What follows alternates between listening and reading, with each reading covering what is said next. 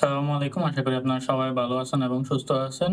তো এই ভিডিওতে আমি মার্কেটের আজকের অবস্থা নিয়ে কথা বলবো। এরপরে ইনডেক্স মুভার, ৩ নম্বরে হচ্ছে টপ স্টক গেইনার এবং লুজার এবং সর্বশেষ DACX এবং আগামীতে মার্কেট কেমন যেতে পারে তা নিয়ে কথা বলবো।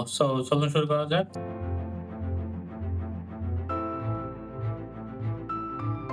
মার্কেট আজকে ৫,৪৭৩.১৫ তে আছে, যেটা আপনার ৬৫ পয়েন্ট কারেকশন হইছে।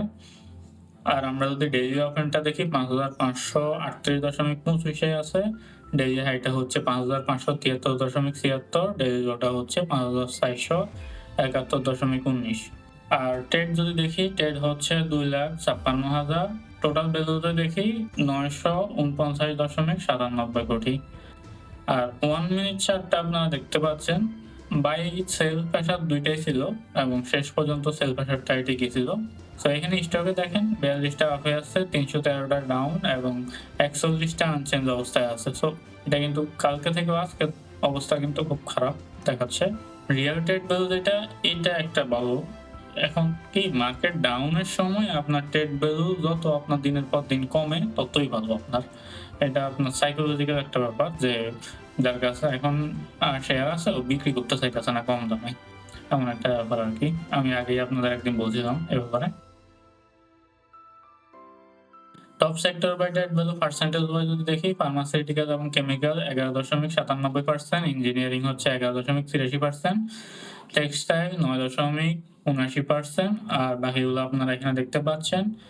আর আমরা টপ সেক্টর বাই গেইনার আর লুজার যদি দেখি, ইঞ্জিনিয়ারিং সবার উপরে গেইনারের মধ্যে, এরপরে হচ্ছে ফার্মাসিউটিক্যাল অ্যান্ড কেমিক্যাল, এরপরে ব্যাংক।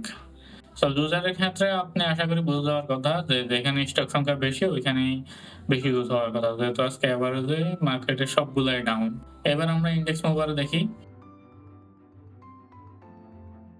সো ইনডেক্স মুভারের পজিটিভ ইম্প্যাক্টের মধ্যে আছে ইসলামী ব্যাংক সবার উপরে, এরপরে আছে টেক্সটাইলের একটা স্টক তামিজউদ্দিন টেক্সটাইল, এরপরে আছে খান বাজার, আর বাকিগুলো আপনারা এখানে দেখতে পাচ্ছেন। আর নেগেটিভ ইম্প্যাক্ট যদি দেখি, সবার উপরে রবি, এরপরে ওয়ালটন, এরপরে আইসিবি, এরপরে ব্র্যাক ব্যাংক, আর বাকিগুলো আপনারা এখানে দেখতে পাচ্ছেন।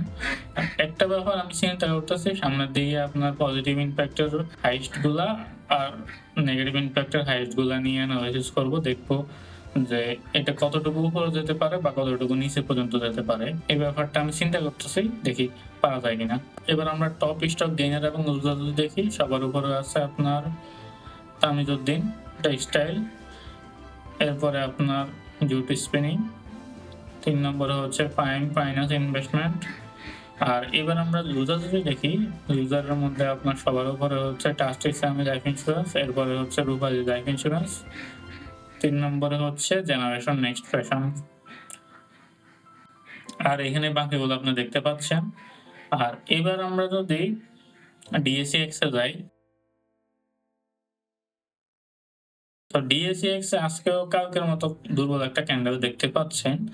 আর সাথে যে ভলিউমটা এটা কমার কারণে আমাদের একটা ভালো দিক দেখাচ্ছে যে মার্কেটে মানুষ সাইকোলজিক্যালি শেয়ারগুলা বিক্রি করতে চাইতেছে না, ট্রেড করতে চাইতেছে না। আর এখানে আরেকটা জিনিস কি, RSI টা আপনার ৫০ এ চলে আসছে, যেটা আমাদের জন্য ভালো। তো হিস্টোগ্রামে আপনি দেখতে পাচ্ছেন যে আগে থেকে গাঢ় এবং লম্বা হয়ে গেছে। এখন আপনার কাছে ২ টা কোয়েশ্চেন হতে পারে যে আগামীতে আপনার মার্কেট কেমন যেতে পারে? আর ২য় কোয়েশ্চেনটা হইতে পারে যে মার্কেট যদি নামে নিচে কতটুকু পর্যন্ত নামতে পারে? সো মার্কেট এত নিচে নামবে না, আগে যে জায়গায় ছিল এই জায়গায় যাবে না। আপনার সর্বোচ্চ আসলে এই পর্যন্ত আসতে পারে। এখানে একটা লাইন দেখতে পাচ্ছেন ৫,৩১৭, এটার আশেপাশে থাকতে পারে মার্কেট সর্বোচ্চ নিচে আসলে।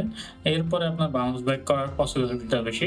আর যদি বলেন আগামীকালকে কেমন যাবে? আগামীকালকে যেহেতু একটা ডাউন ট্রেন্ড সৃষ্টি করার চেষ্টা করতেছে, আগামীকালকে নেগেটিভ আসার পসিবিলিটিটাই বেশি। আর পজিটিভ আসে, ঘুরে যাওয়ার চেষ্টা করে তাহলে ভালো আমাদের জন্য।